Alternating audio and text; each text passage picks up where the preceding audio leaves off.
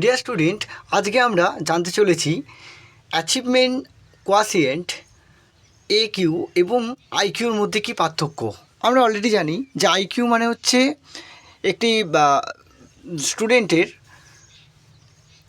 তার mental age বা তার ক্রোনোলজিক্যাল এজকে যখন আমরা 100 দিয়ে গুণ করি, অর্থাৎ শতকরা হিসেবে বার করি, তখন সেটাকে আমরা বলছি তার আইকিউ।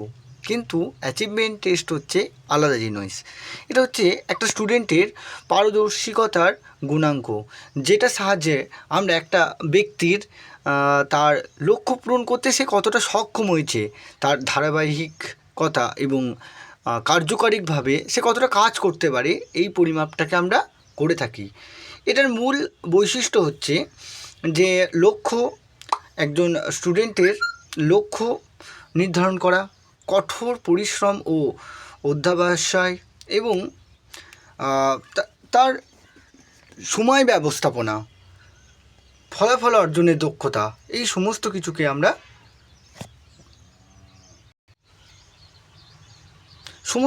আমরা অ্যাচিভমেন্ট কোয়াশিয়েন্টের মধ্য দিয়ে জানতে পারি।